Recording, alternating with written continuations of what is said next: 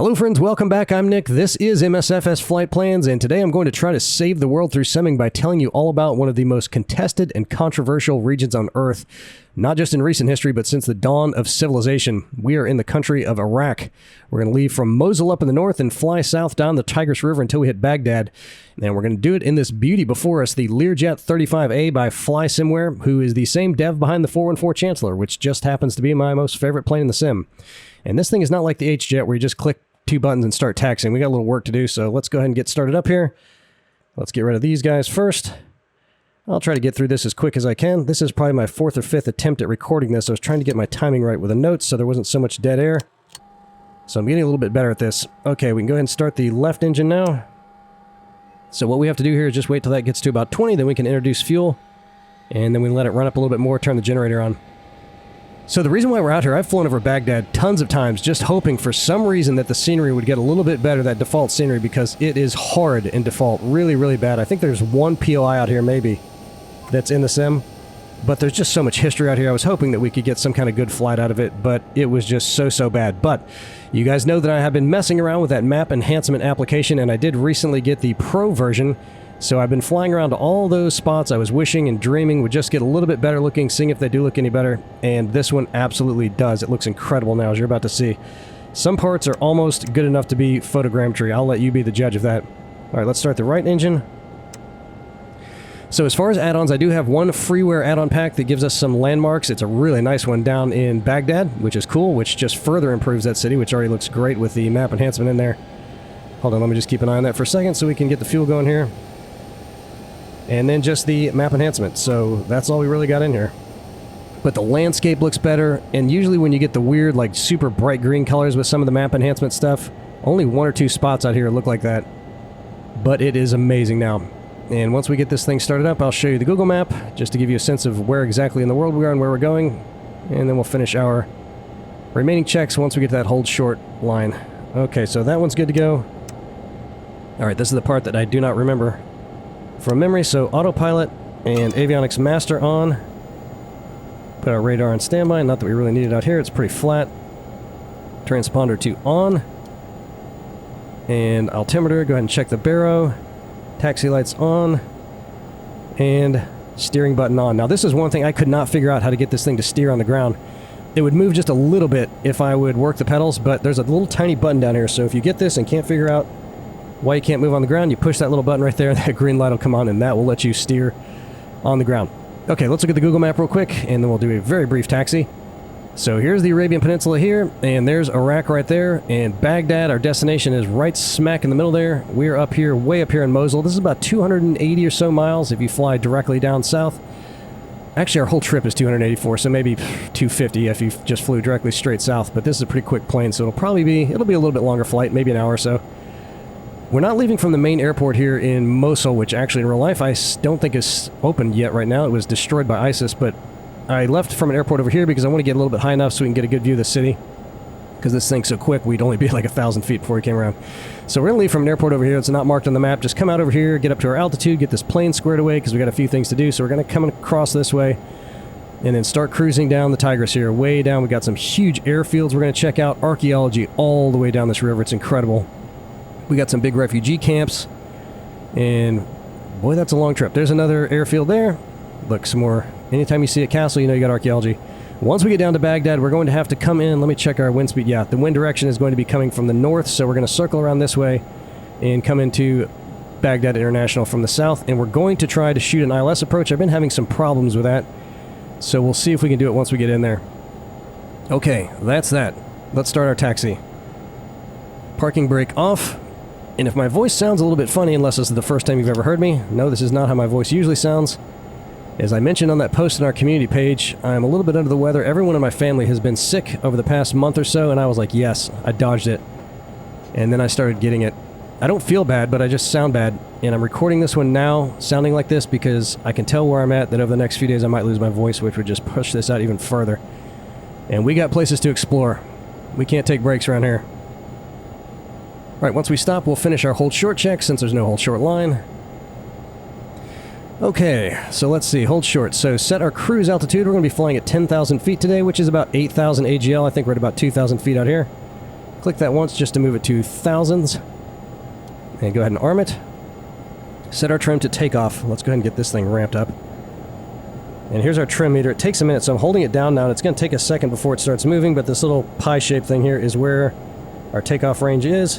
And we have an annunciator light that'll let us know that we're off base with that, if we are, which is off now. That's good. Okay, so reversers arm, just in case we have to abort our takeoff, which I really don't think we're going to have to, but let's just go ahead and do it anyway. Radio altimeter on, which is over here. And air igniters, which I'm not sure what those do, but we have to put them on for takeoff and landing. And then our stall warning indicators right here. Cabin air switch on. Interesting thing about this plane, you don't have to set the pressurization until you're going to be flying up over 24,000 feet. So I don't know if it's just sealed up really tight or what. But that's pretty interesting. Usually once you go about 12,000 or so, you got to start adjusting the pressure. Well, I'm not even going to try to say it. I can't say that word today. Blame it on cold brain. Okay, so that's in the yaw damper power. We'll engage that once we get up in the air. Landing lights on. Taxi lights off. Transponder set to altitude mode. Flaps at 1. And our rotate speed is going to be 130 knots. Get our yoke back because we're done with all that stuff up there. Actually, we're going to have to get back behind it again in a minute, but we're cool for now. Okay, that's it. You guys ready to do this? Well, let's rock and roll. I did put some cameras in the back too because some of these, the window sill here is pretty high. So we're going to get a little bit better view from the back at some spots.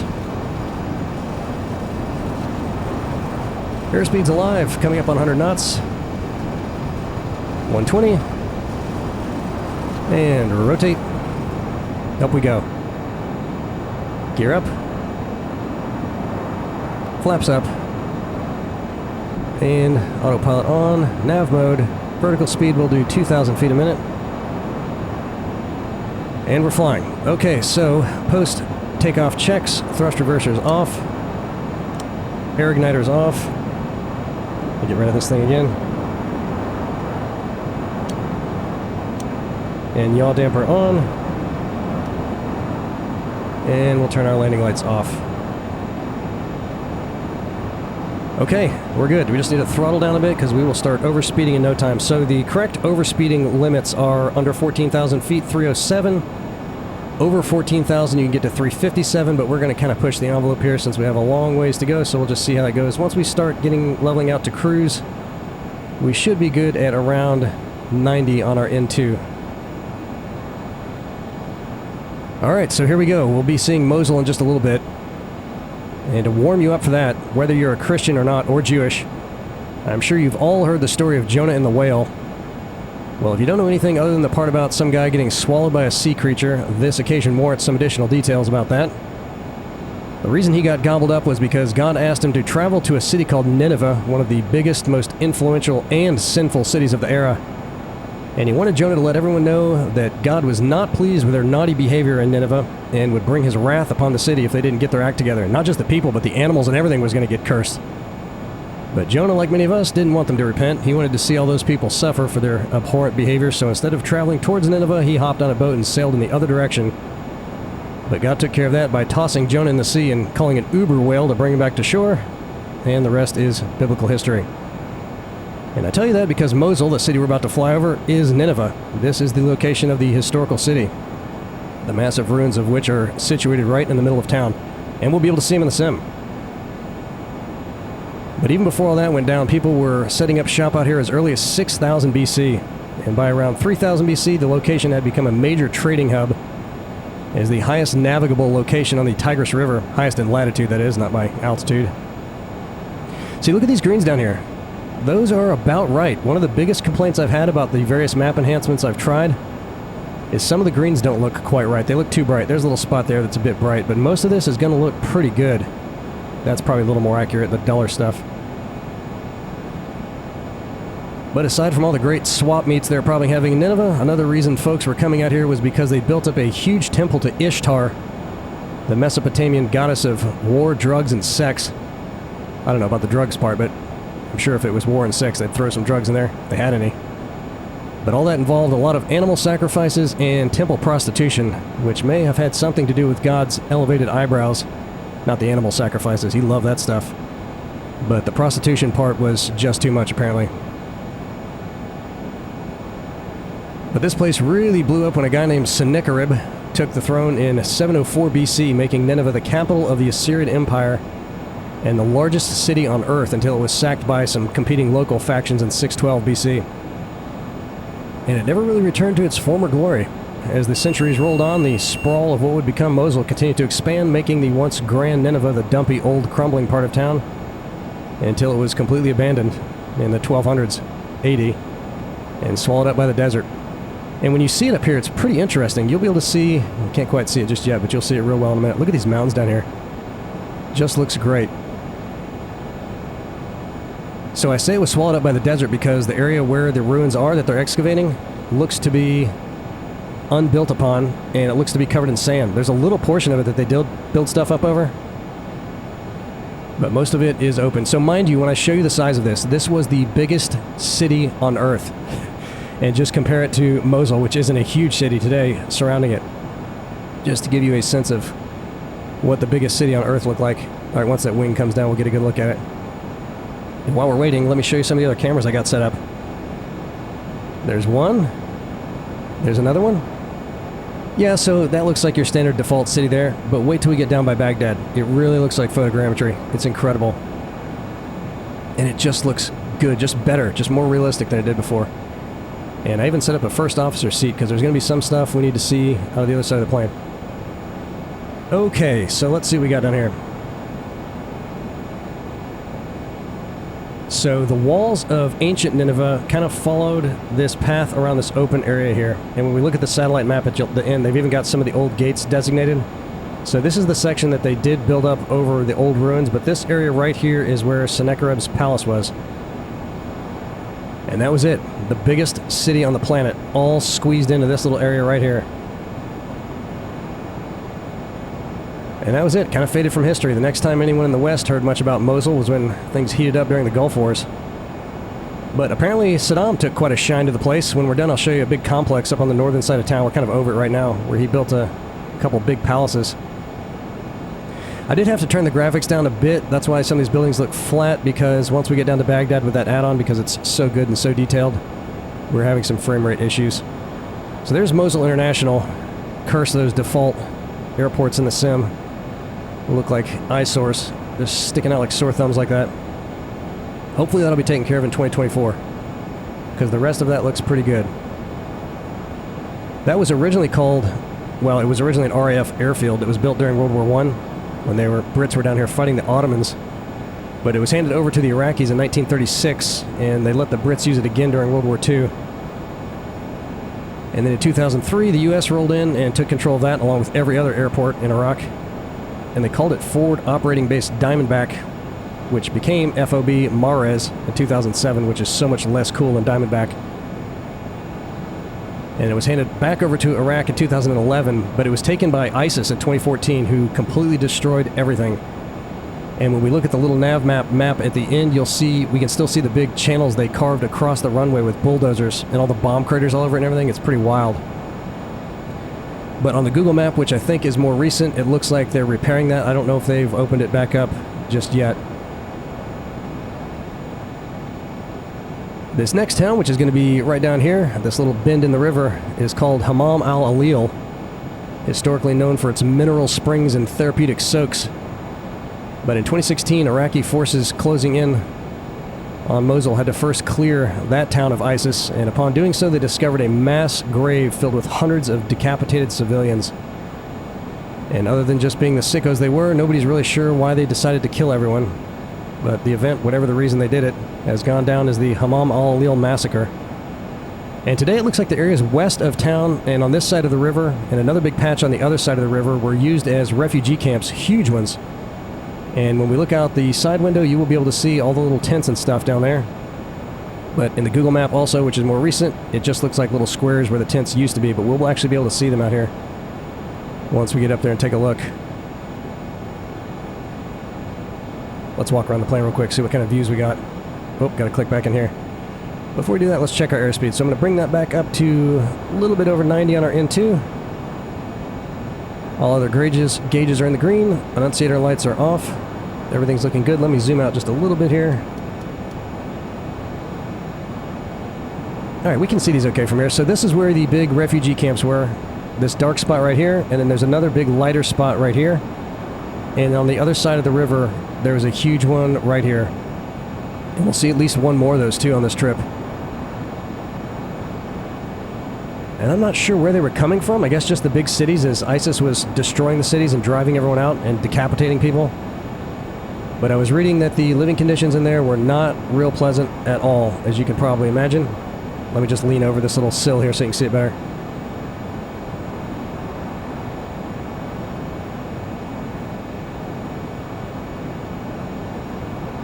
Amazing. Alright, up next we're going to get a peek at what's left of the city of Nimrud on the other side of the river. And there's not much left of it at all. This is going to be it right here. I'm circling it right now. We'll get a better look once we get up next to it, but not much better because it doesn't look like much. The original Assyrian name was Kalu, and in the Bible it is called Kala. And the reason it's called Nimrud, which they changed it to in the 1700s, was because according to the book of Genesis, Kala, and Nineveh for that matter, were originally built by Nimrod, who was the great-grandson of Noah. That's it right there. Big city, huh? Which is about the size of Jericho out in Jerusalem. I'll tell you more about that in just a little bit, but just kind of keep that footprint in mind. So whether any of that about Nimrod is accurate or not, nobody's certain, but Kala would become the capital of the Assyrian Empire for a while before they moved it up to Nineveh. Look at that. The capital of the Assyrian Empire, all in that little spot right there. And unfortunately, the crew from ISIS bulldozed every piece of the excavated remains that were still standing to rid the site of any un-Islamic significance when they were out here. They're trying to rebuild some of it, and they did manage to get some of the smaller pieces off to museums, but they completely flattened it.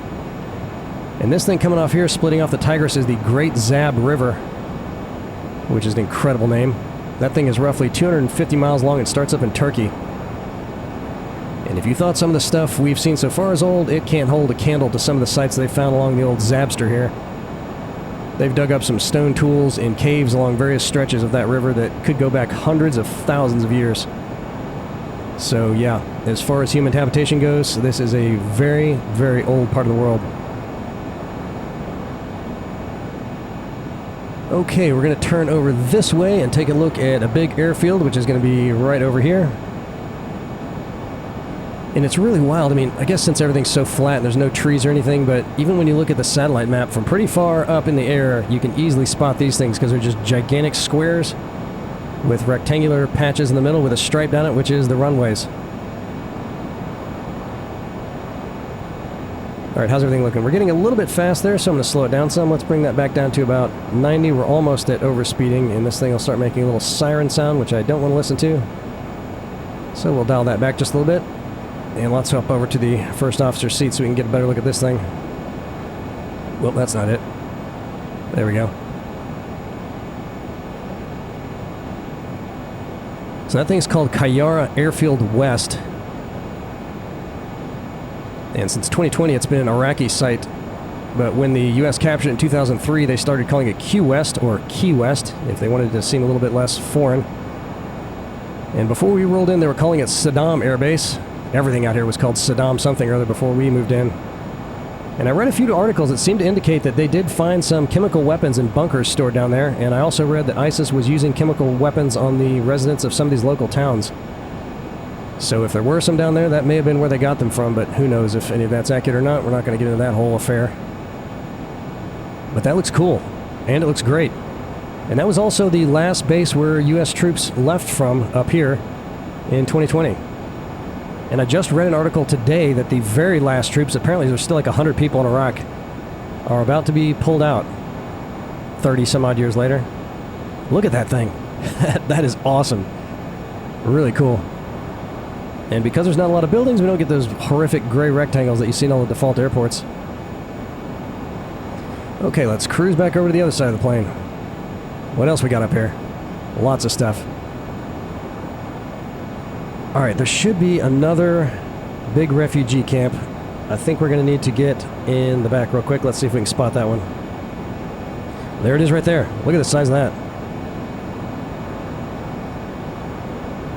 I wonder how many people they had living in those things. That was probably another one right over there. They all look about the same.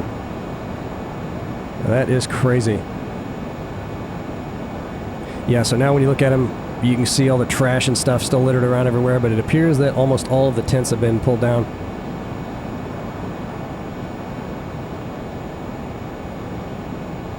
Alright, let me get my bearings here. Okay, we're going to come up on another ancient city here in just a little bit. It's going to be kind of up in this vicinity here, so I'll tell you about it before we get up there. Anything else interesting down there on the ground? Boy, it'd be wild if you could still see some of the bomb craters. When you see the satellite map, we're just too far now. I bet you could, because this is the Mapbox Pro map, and we can see them in the Mapbox map, which is what little NavMap is using. So I bet if we were closer, we could see the bomb craters. But this next city was called Ashur, and this was also an Assyrian capital for almost 1,500 years, but it was continuously occupied for around 3,000 years, which is just astounding. And if you're wondering which city holds the global record for the longest period of human habitation, that title goes to Jericho, out by Jerusalem, which I mentioned earlier. Take a stab at how long you think people were living out there. It was more than 11,000 years. 11,500 is what I found, almost back to the end of the last ice age. And I think the total area for that, the city of Jericho that they've excavated, it's also on top of a hill, is about 9 acres. Is that crazy or what? That is tiny. 11,500 years. And ISIS did try to blow up a lot of the archaeology out here at Ashur, but I guess they figured they might need to save some of their IEDs for other sorts of carnage, so they left a few significant structures standing, some of the big gates, which was awfully nice of them. But there was an even bigger threat before ISIS. Prior to the 2003 invasion from the US, there were plans to put a big dam a little bit further south along the river that would have completely submerged the site. So this is it right here. This is where Ashur was. That little spot right there. And on the satellite map, and even here in the sim, you can kind of see the footprints of where some of the walls were and stuff. But a lot of that seems to have been pretty worn down by time and, I guess, ISIS, if they were knocking everything down. The dam was going to go somewhere down here. There's another little river that splits off here called the Lesser Zab. And there's on the satellite map, there's something that looks like a dam they might be trying to rebuild, but I think a lot of people are trying to stop that because if it was going to flood that place, it was probably going to flood a lot of these residential areas too, which would have been a problem, trying to relocate all those folks.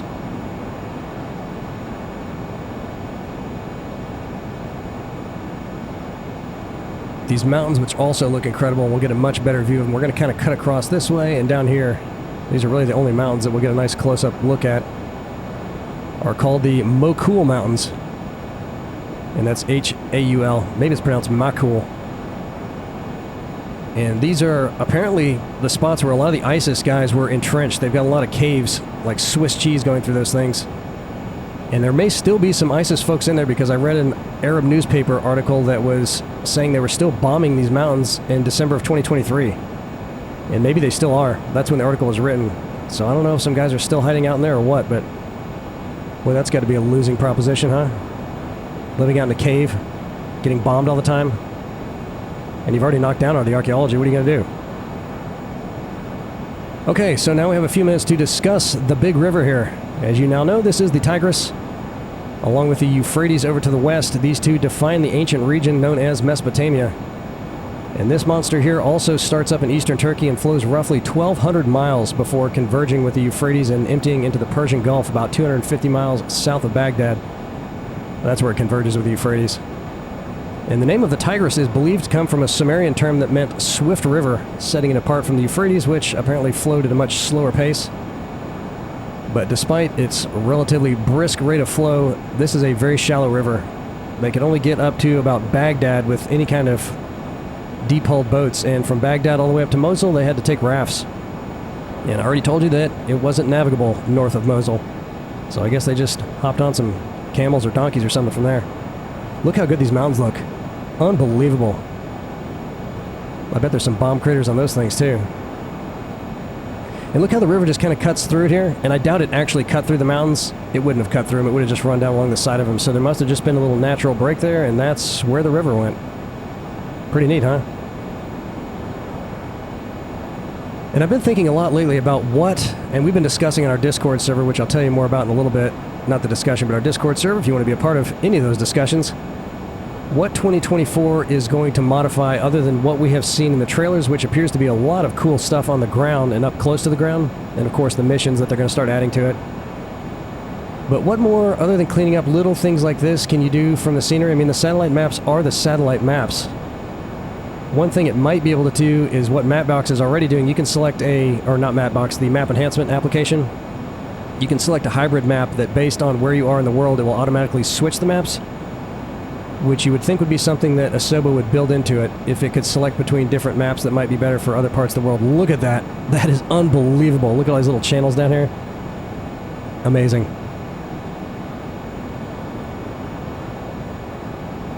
But the span of human population out here and the religions that sprang from it gives the river here a few nods from the chroniclers of old. The Sumerians believed it was created by the god Enki, and it gets a mention in Islam, which notes that it will dry up at the end of days to reveal a treasure of gold, which its waters have protected ever since the beginning of days, I guess. And all the Bible bowlers will of course recognize it as one of the 4 rivers flowing from the Garden of Eden, and the Euphrates is another one. The other 2 are the Pishon and Gihon, and no one's really sure where those are, or were if they no longer exist. Some speculate the Pishon might be the Indus or Ganges over in India, and the Gishon may be... Pishon and Gihon, that's what they are. I spelled it wrong in my notes. Maybe the Blue Nile, the Gihon maybe, which flows through Ethiopia, which was called the Land of Kush back then. Alright, this thing right down here, we're going to turn and get a much better look at that too in just a second, is a gigantic oil facility called the Baji Refinery. And that one was the largest in the entire country, cranking out a third of Iraq's oil output. But it was captured by ISIS in 2014 and took so much damage during the intense battle to retake it that it only managed to reopen in February of 2024. So about 6 or 7 months ago. Let's see if we can get a better view from the back. We will once that wing comes down. But before they destroyed it, it was banging out 300,000 barrels a day. And if that sounds like a lot, it's not. I had to look and see what the highest capacity one currently is, and that's a place over in India that's pumping out 1.24 million barrels every single day. Come on, Wayne, come on down.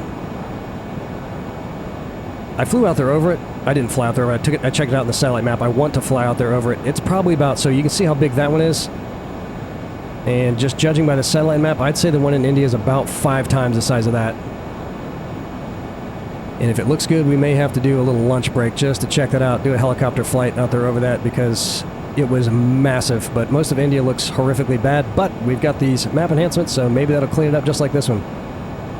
But look at that. Knocked it out of commission for 10 years. During the first Gulf War, the U.S. bombed it, but the Iraqis got it running again in a few months, so they must have really shellacked that thing when ISIS was down there doing their deal. And we're going to fly over the city of Baji here to the south in just a second. There it is coming into view, but there's not much going on there other than that big oil refinery from what I could gather. Alright, let's hop back up in the front. How's everything looking? Alright, airspeed's looking good. Everything's in the green. No lights on the annunciator. All is good. Let me look at little NavMap, see what we got coming up next. Looks like it's going to be another airbase. And let's see if we can spot it. Yeah, there it is, the gigantic square thing. And that one is called Camp Spiker. That's what the U.S. called it when they took it over in 2003. And it was named after Captain Scott Spiker, whose name you might recognize because there was quite a bit of fanfare around that guy. He was the first American to die in the first Gulf War when his F-18 was shot down in 1991 on the first night of Operation Desert Storm. And they built that place originally in 1973. And prior to the U.S. invasion in 2003, this was the main base of the Iraqi Air Force Academy. And you probably won't be surprised to hear that it was also targeted by ISIS in 2014. And as the henchmen were approaching, several thousand Iraqi cadets and officers just dropped everything and rolled out, deciding they were just going to walk the 100 miles down to Baghdad. But before they could get more than a few miles south, they were captured by just a handful of ISIS troops. I read there were about 50 of them, but they had armored vehicles. They rounded them all up and shot almost every single one of them, and filmed it, just for good measure. God, what nut jobs. But the good news, if we can even call it that, is that according to the Iraqis, ISIS was never able to take the base, and I don't know how they didn't if everybody left. But they said they didn't. But they were able to destroy pretty much everything in it, and I don't know if they ever opened it back up again. There's the runway there. Maybe even 2 runways. And judging by a little NavMap, I don't think you can select those in the sim. Let me see. I gotta turn there. Yeah, you can. You can pick them. Oscar Romeo Sierra 2. If for some reason you want to miss all the other awesome stuff we saw on this trip already, start down here. And the next big city right over here is a name you'll probably also recognize. That is Tikrit. Originally just an outpost fort during the days of the Assyrian Empire. And as you're going to see, it's grown up quite nicely since then. And many people wrongly assume that Saddam Hussein was born in Tikrit, which is not accurate. He was born a little bit south, a little village just outside of town. And that's also where they buried his body. Not in Tikrit, but south of it. But he must have felt like this place was home because he built a massive palace complex here too, much bigger than the one up in Mosul. I'll show you that when we're done. I mean, it is really impressive. Looks like he probably built a few houses for his buddies too. But there is at least one very famous person that was born in Tikrit. The Crusader-crushing Muslim military leader Saladin was born here in 1137. And we're not going to be close enough, and we're just too high to see all the palaces from here. But again, since you can see them so well on the satellite image, I'm sure you could see them in here. See, these greens just look about right. They look good to me. But I think the palace complex is right here. It's a huge open area, and a part of it now is also university. I don't know if it's still functioning or not after ISIS destroyed everything, but this little section over here is where his house was, and then the university stuff's over here.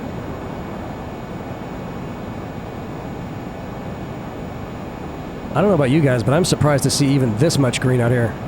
They must really be doing some great irrigation from that river, sucking all that water over here. Quite a bit of farming going on. All across Iraq, really. Well, at least everything between here and the Euphrates.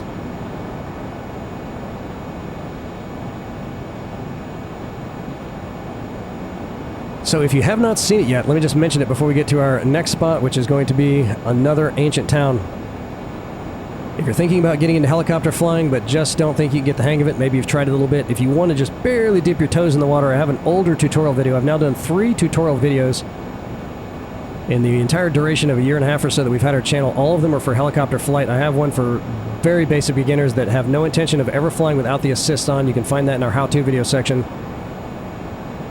But over the past couple weeks, I've uploaded 2 videos of how to start flying without the assist on because I have challenged myself to start doing it, and I'm getting much, much better. But I was really bad for a really long time because I was doing all of the wrong things, namely just trying to practice nothing but landings, which was the wrong way to do it. So if you want to try to start flying without the assist on, check out those recent uploads also in our how-to section. It's just a bunch of exercises which are a ton of fun to do, and they will absolutely get you much better at flying without the assist on. But I'm guessing if you like watching this channel, you're probably into a lot of the sightseeing type stuff, and there's no better way to do it for shorter trips than in a helicopter. And man, if you want to feel like you're really flying, like right now, we're not flying. I mean, we're doing nothing, just checking gauges occasionally. You get in one of those helicopters without the assist on, boy, you're doing nothing but flying the whole time, which is a lot of fun. And I can tell you right now, it's hard enough to do literally nothing in the cockpit and track our notes and where we are on the map. You can imagine how challenging that is for me when we're trying to fly a helicopter and track notes and navigate. No autopilots in those things. But again, love all of it. It's incredible. Okay, so the next ancient city we're going to have up here on the left is the city of Samarra. Absolutely massive. The biggest ancient city that we're going to see on this flight. First, we'll see the older part of the city, which is a giant archaeological site, which extends all the way down into the newer part of the city where there's still a giant mosque called the Great Mosque of Samarra. But before we even get to all that, this same site below what we can see now, archaeologists have discovered the remains of an even older prehistoric city that was thriving for almost 2,000 years before it collapsed around 4000 BC, which is just absolutely mind-blowing to me. That is really, really old. Think about all the things that have happened in your nearest city over the last 200 years. And then throw another 0 on that. That's ancient. And look how green this part of the river is. So this must be like a little floodplain here. That would explain why that part's so green.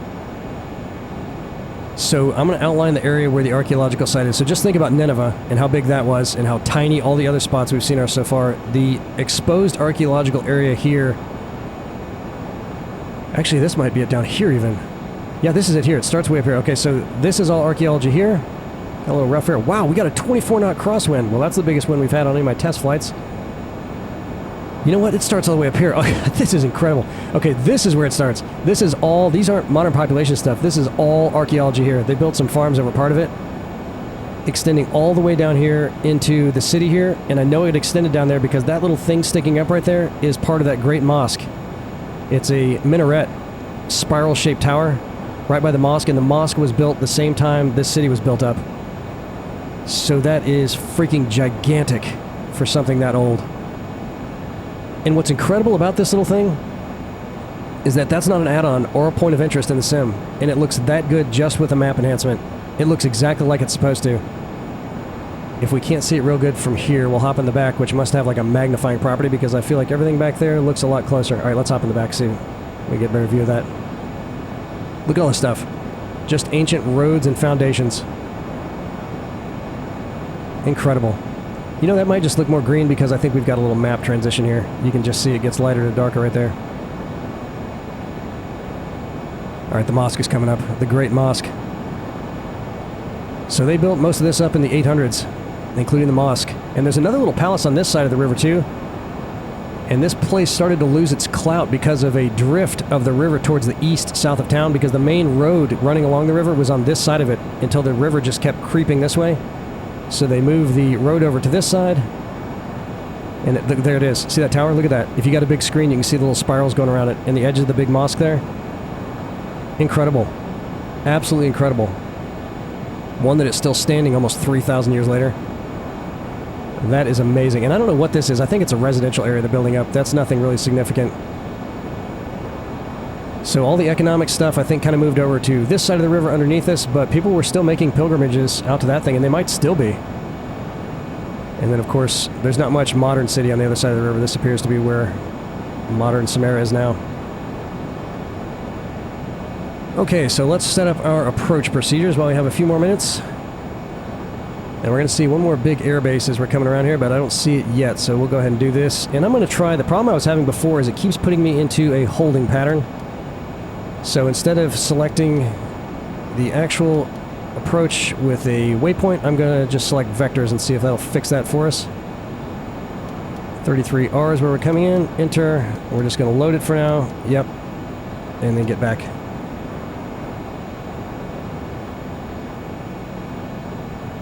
So I'm not sure why it was doing that. And if you know how to stop it or break it from that, it's not showing that in the flight plan, but when I was selecting it, that's what it was doing. And interestingly, I was looking on the Navigraph maps, there's only one plate for ILS, and it's 33R. All 4 runway approaches for Baghdad International have the feathers on them for an ILS approach, and there's 2 ILS approaches. I don't know if you noticed here in our Garmin. So I don't know what's up with Navigraph or this thing, if there's really 4 ILS approaches, but you can only select 2 here in the sim unless maybe one of the other avionics units has all 4 of them. But it works out fine because we need that wind direction. Okay, this last airbase that we're going to see is called Ballad Air Base, which was originally named Anaconda in 2003 when we rolled in, which is awesome. And they changed it to Ballad, which is not awesome, in 2008. And it was the 2nd largest U.S. base in the country during the Iraq War. The largest was to the west of Baghdad, which we won't see on this flight. And it wasn't much bigger than this. But we handed this one back over to the Iraqis in 2011, and today it's home to their F-16 fleet. I think this is going to be it right up here. It's got kind of 2 V-shaped runways coming up like that. I'm pretty sure that's going to be it. So as we approach that, let me tell you about some of our announcements. As always, the one add-on we've got for this will be linked in the video description, along with his exact flight plan if you want to take it like we are. And this is a great plane to fly it in, or something else that can get up pretty high and fly pretty quick, because it'd be a long trip if you're going much slower. And the flight plan is laid out pretty good to see everything pretty well, as you've seen from 10,000 feet. And speaking of that, let's check our barrel again. That's good. And the bookmark file for this will also be in the video description, so you'll know where the things are that we were looking at if you want to try to track them in real time on little NavMap as you're flying it. So the Discord server, if you have not joined that yet, I strongly encourage you to do it, not only for the incredible conversations, but also for our group flights. We got another one coming up in the Virgin Islands. Not sure exactly when that'll be at, probably within the next 2 weeks. We were waiting for our 2 members who are putting it together to come back from vacation. So we get in there, hop on the voice chat, fly around together if you've never done one before. So easy. We'll get in there 15 minutes early, get everyone up to speed. A lot of fun flying around, shooting the breeze, talking about all things simming and aviation. And also, if you want to participate in our quarterly flight plan competition, you can do that in there. Just go to the Suggest a Flight section. Let me know a spot that we just got to check out. and I'll take care of the rest. Ideally, if you have a departure and arrival airport and a few spots to see in between, that would be great. But if not, don't worry about it. Just tell me a region we need to look at, and if we fly it and upload it, at the end of the quarter, we'll vote as a sim community, and the winner will get a gift card to the sim vendor of their choice. All right, our next spot we need to be at, as far as altitude, is going to be 3,600 feet, so let's go ahead and just set that up and get ready for that descent. Actually, we'll start the descent too. Arm it, and we'll start coming down at, let's just say, 1,500 feet a minute, and we need to slow way down or we'll definitely start overspeeding.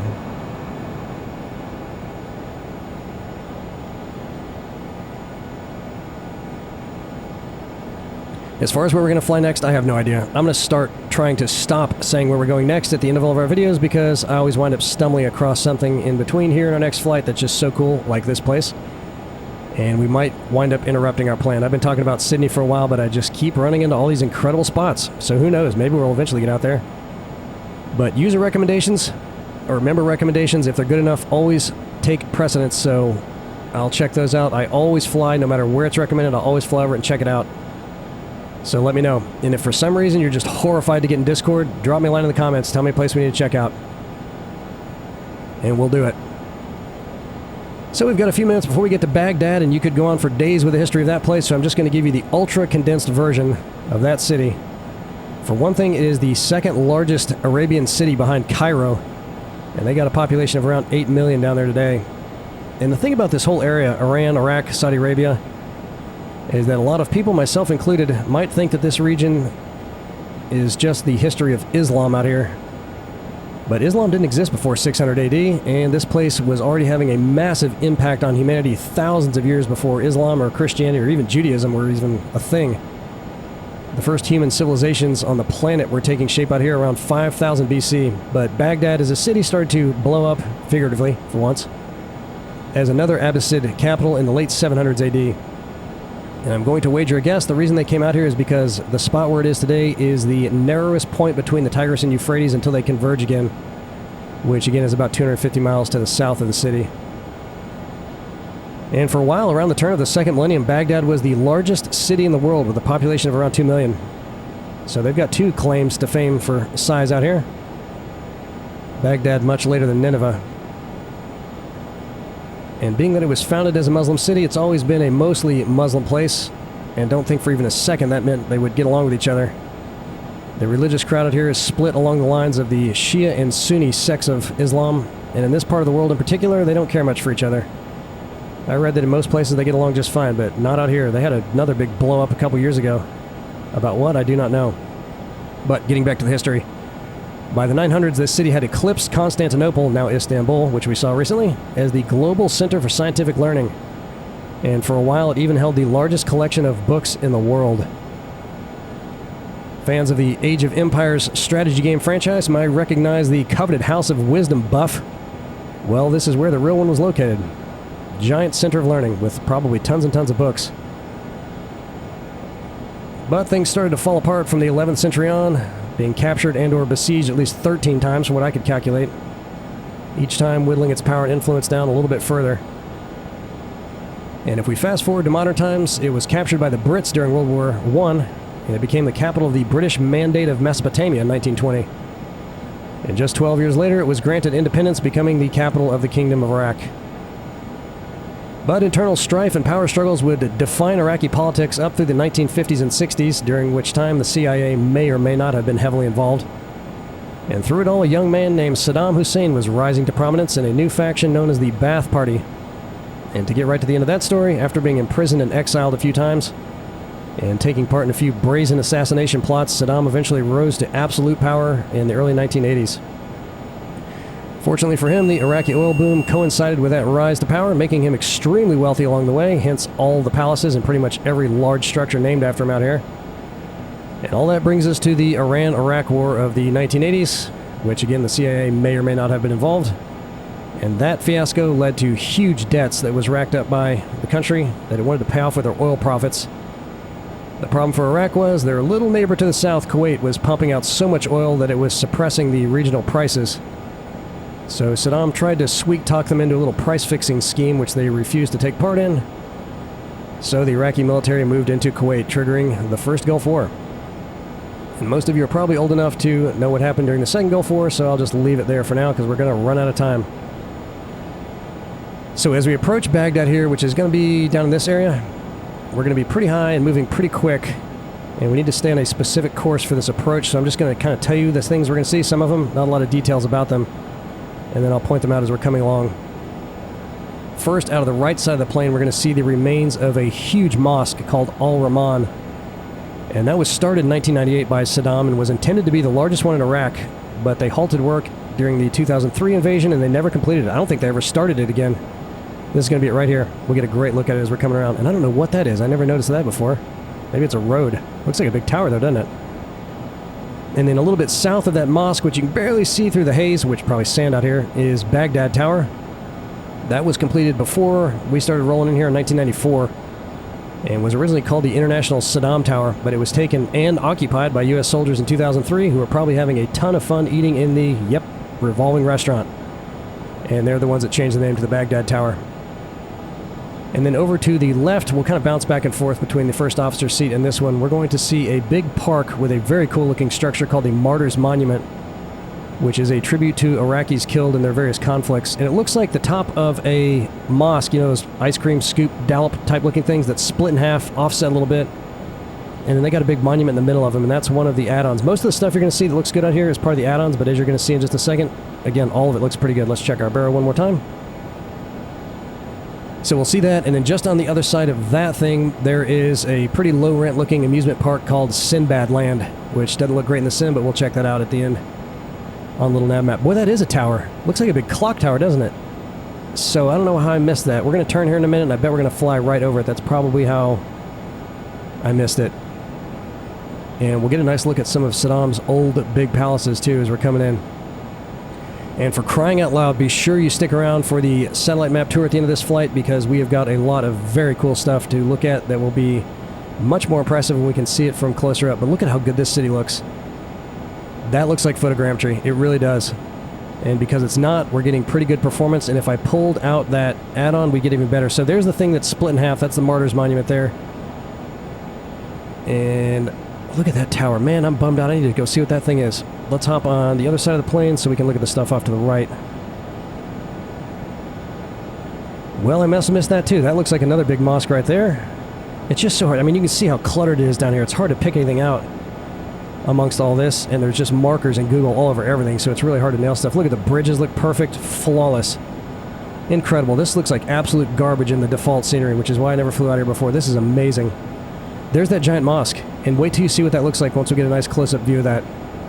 It is literally half done. There's the Baghdad Tower with the revolving restaurant. And then over here they have their big zoo, and then they have a monument to unknown soldiers as a part of that. There's a nice little looking stadium there. Look how good this looks. Unbelievable. Here's where the zoo is right here. Let's just hop over here real quick to see if we can see. There it is. Look at that thing. How cool is that? And then here's where Sinbad Land is. Alright, that is the tomb of the unknown soldier. And right down here, if you saw the shock and awe bombing video, which I'm sure you did, that was probably filmed from a hotel balcony somewhere over here facing this way. That's one of the big palaces there. That's called the Republican Palace. There's another huge one over here, but all of the government buildings were here, and this is that whole strip that was just getting bombed like crazy on that night. And he's got another big palace right over here. We'll take a look at all that stuff when we're done at the end. Looks cool, huh? And the airport's on the other side of the town, so let's get ready to set up for all that stuff. Alright, approach check. Thrust reversers armed. That's really hard to say. Thrust reversers. Air igniters back on. Landing lights on. And I think that takes care of everything. Let's turn our yaw damper off. And we need to get ready to come down to 2,100 feet. So we'll do that and arm it. Once we hit the next waypoint, that's going to be at the other side of that line right there. Arm that.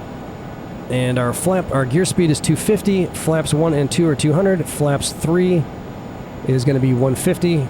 And our VREF is around 125. So we'll be eyeballing all those things if we can nail our approach here.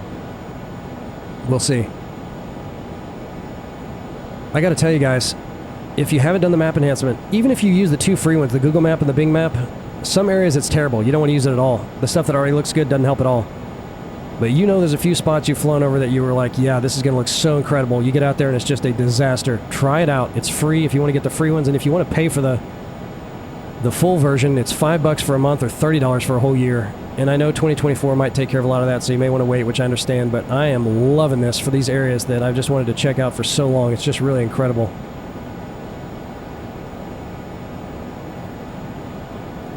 And while we have a second to think about it, getting back to the choppers for a minute, and I gotta tell you guys, I just can't, you know, I've always been into the planes and everything, but now I'm finding myself, since I've been trying to fly these things and getting a sense of what it's like to really fly one, I'm watching all kinds of CFIs, teaching people how to fly in these things, what some of the procedures look like, and we're gonna have one more video that we're gonna upload for those, at least one more, with some more exercises, which for me are just as fun as a sightseeing tour because they're so difficult, but they're gonna make you so much better. We did the first one over in Tokyo, which was the basic one, if you're wondering where to start.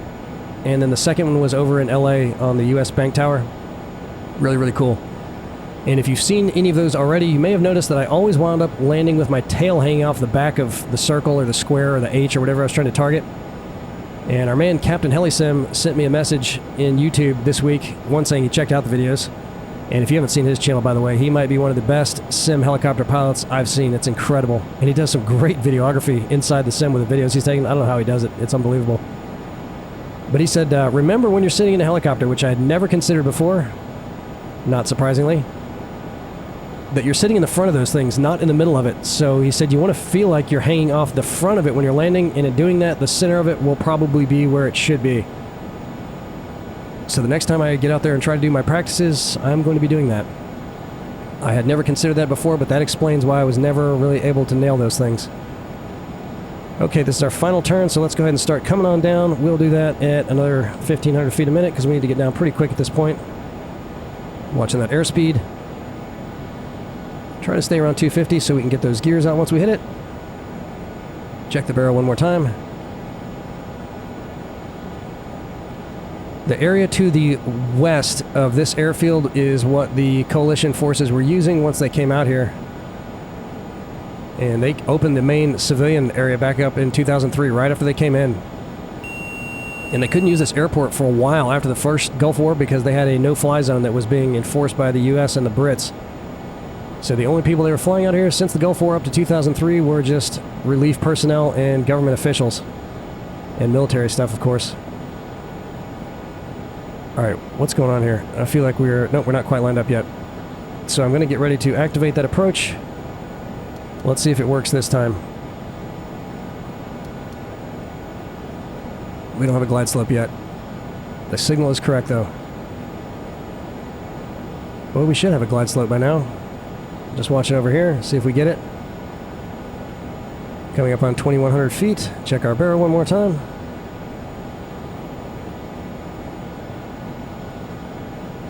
Well, we're on the right heading because there's the runway. Let's just make sure we stay on this heading. And see if we're going to get that glide slope. What if I go ahead and just change that? There it is. Okay. It changed automatically when I just ran the full procedure. No problem. Alright, switch to approach mode. See if we grab it or not. Watch that airspeed. Get down to 250. And this plane's a little bit jerky. A little bit touchy on the yoke when you're taking off and approaching. So we'll see if we can manage her on in. Drop that throttle. We need to get down to 250. Get those gears out. Alright, gears out. And I'm going to deploy the air brakes a little bit because we need to get down to 200 now.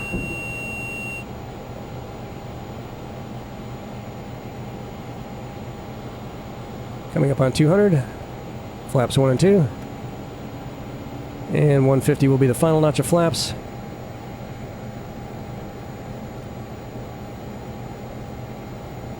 Slow on down, babe. We got full spoilers out. There we go. Bring those back in. Final notch of flaps. Alright, well that was the secret. So just a heads up there, if you're going to try to fly the actual approach with the waypoint fix, it's going to try to make you do a go-around, or at least getting a holding pattern. So I would fly at vectors. Pick up the speed. 125 is our VREF. We're about to get down to stall, so let's correct that. Everything looking good. The airport is way off to the left, so what I'm going to do once we get down is just pull off on one of these taxiways. We'll just kind of shut her down out there. And then we'll take a look at little NavMap. Alright, glide slope is good, on the money. Airspeed's good. All is looking well. I'm really enjoying this plane. There was a bit of a learning curve with it. I had to watch a lot of tutorials and read the entire manual to get it all working properly, but now that I got the hang of it, I'm really enjoying it. Oh, we never got our yoke back. Good grief. Whew. Save the day at the very last second. Alright, slow her down some.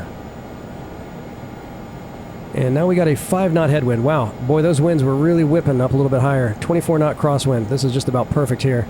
It's not a direct headwind, but it's pretty close. Autopilot off. That's a funny sounding alert for the autopilot, isn't it? Slow her down. And it has a tendency to glide a little bit, and you have to give it just the slightest inputs on this yoke.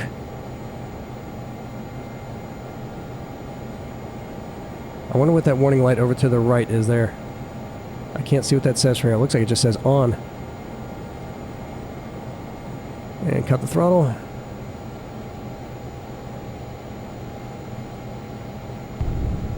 And we're down. Reversers.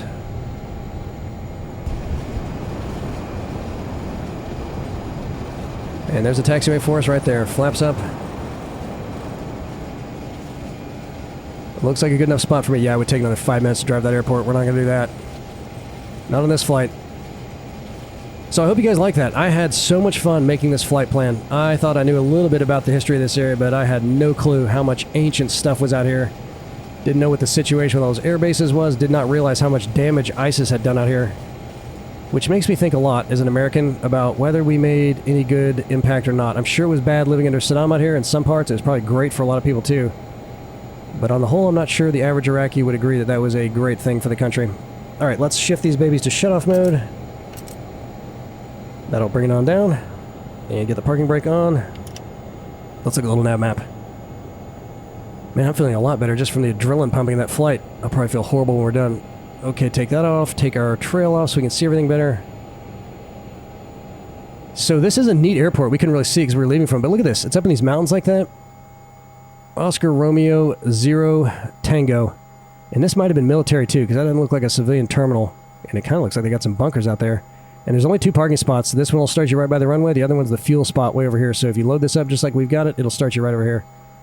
And you may want to go ahead and check. It may start you on the runway. I had to reset it to the parking spot once it loaded it into the sim. So we flew out here. I told you all about Jonah and the Whale and Nineveh.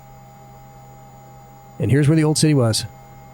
Outlined by all that there. And you can see some of the indicators of where the gates were. Baghdad Gate, East Gate 7, came all the way down here. Here's some more gates over here. And then here's where the ruins of the palace are, which I'm guessing that ISIS probably also destroyed because they held this city for a while. There's another mosque there. Look at that place. And then here's Mosul Airport, and check this out. We can take that off because we didn't land there. Look at these runways. You can see the marks where they destroyed them. See that? They just bulldozed right across that. And I bet all of these things right here are probably blast craters. They sabotaged everything out here. And it looks like they also pulled all the buildings down. And I think if this is the right airport, look at that. They have destroyed everything. There's not a single thing left standing up here. That is insane. Golly. I think they were about to get that thing opened up again. Alright, here's Hammam al-Alil, where they found all of the decapitated civilians, and here are the camps. So again, if you look at this in Google, all the tents are gone. Let's see how close we can get, if it'll depixelate some. That looks pretty clean right there, actually. When you look at the Google Maps, there's just the markings where all these were, and trash everywhere. Boy, they were keeping that pretty clean. But that's a big place, and then here's another one over here. And then they got one more on the other side of the river. Look at that. Wild. I'm going to have to try to see if I can... I couldn't get much information about those. I'd like to know how many people were living out there. Alright, here's where Nimrod was. This is the one that ISIS completely destroyed. You can see where some of the stuff was. And again, they are trying to rebuild it. And again, that's about the same footprint, probably. I'm just eyeballing it. As Jericho, out by Jerusalem. The longest inhabited human city in the world. Jericho is, not this place, but not very big.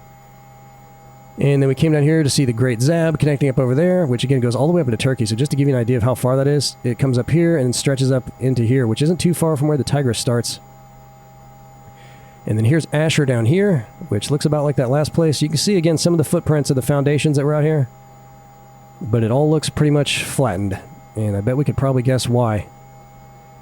Then we followed the river down here. Let me see if I can see the spot where they were building something that looked like the dam. I'm not seeing it here. But they said it was down here by where it connects to the Lesser Zab, so I guess they're going to do it around here. But man, you'd think that would just flood all of this stuff. But they're really trying to put the kibosh on that. Here's the big refinery. That looked awesome, and exactly like that. Incredible. Largest one in Iraq for a while. Just opened up this year again. And then this is the one where all the guys tried to walk away from it down to Baghdad, and they wound up capturing them and killing everybody. And it doesn't look like those runway... Well, they got some structures down there. They might be using this one. They might have rebuilt this one, but this one was heavily damaged by ISIS. And then here's Tikrit. Okay, you know what? Let me show you Saddam's palace up here in Mosul before we get too far from that. That's it. And it looks to be in pretty rough shape. Man, what do you think those ISIS guys were doing when they rolled into that place? And this is where that university is or was. But I think that's about the only thing he had going up here. Down in Tikrit, he had a lot more going on. Where is it? Way down here. Ballad Tikrit. Okay, so here's his... Yeah, we were right in that area that I was trying to outline there. So check this out.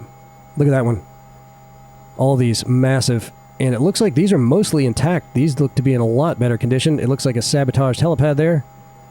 Because they got stuff all over it. Not that you couldn't just land right next to it. And I think we've even got some bomb craters out here. We'll see. Oh, look at that. Yep. Those look like mortar craters or something. Check that out. Oh, and these look like they might be tunnels. Those might be bunkers. Check that out. Yeah, I bet those are bomb craters. They look like... It looks like Pont du Hoc out in France. Look at this place. Insane. Just wild. And these got spots like this all over the country. Just unbelievable. Okay, heading south. Here's where the huge city was, Samarra. So let's zoom out for a minute. The outline of the archaeological area goes like this. All this part got fields built up over it, but it comes all the way down here because this is where that great mosque was. So over here, as we zoom in, you can see... Look at that. That is nothing but ancient city streets and foundational structures. Look at this. An old palace or something out there, maybe a mosque. Looks like they got a sandstorm blowing over that one too, but look at that. Big structure of some kind here. And a farm right on top of it. That is crazy, but check out this mosque. This is exactly what it looked like in the sim. Look at that. Unbelievable. You can see all that stuff. Just great. And then here's where that palace was on the other side of the river, which we were flying right over it. I did see it in the sim when we were a little farther away, but I wanted to get closer to see that mosque. You can see that one in the sim too. And obviously ISIS did not blow any of that stuff up. Thank goodness. At least we still have something standing to look at. And then there's that thing that I think is a residential area now. There was nothing of significance out there. But we can see that too. And here's what used to be Anaconda, but now it's Ballad, which is boring, but it looks cool. Look at all these little taxiways and stuff coming off. Very cool. And then we come down to Baghdad, and first we have some more palaces that we really couldn't see. This, I think, was the palace here. Yeah, Maya Palace. And then they built up some parks maybe later, if they were there the whole time. Possibly, but they got an aqua park right there. We're going to see another aqua park down by Sinbad Land. And they even have a Make-A-Wish place out here. So look at that, a Make-A-Wish place. The last thing I want to do in my life is go to Baghdad and see the palaces, which might actually be pretty cool. I wouldn't mind doing that. Okay, then we get to the good stuff. So here is the Martyrs Monument. Look at that thing. You should check out a picture of that from the ground. It's awesome, but apparently they've got it blocked off for some reason, so it's hard to get into it now. And then here's Sinbad Land over here, and then there's their other aqua park right over here. But Sinbad Land doesn't appear to be very impressive, kind of like a county carnival. I didn't see the Ferris wheel, but I didn't really look for it. And I'm going to have to go back and see where that big tower was that we somehow missed. Here's that mosque. Look at this. This is the one that was never finished. Been sitting like that since probably 2003. What an eyesore. And then here's the Baghdad Tower, which is hard to see because we're looking right down on it, but that's it right there, complete with its revolving restaurant. And if you've heard the expression or the designation of the green zone, that is kind of demarked by this area here. And that was the area where all the governmental stuff was when Saddam was here, and where all the coalition forces set up their safer area down around here. And then the red zone was everything outside of that. There's the zoo right there, which looked pretty cool. If we were closer to it, I may just come out here and fly around a helicopter too. It probably looks amazing with that map enhancement. And then there's the Monument of the Unknown Soldier, which looked just like that as well. And then here's the big Republican Palace, which was gigantic. I think this was Saddam's main residence when he was out here.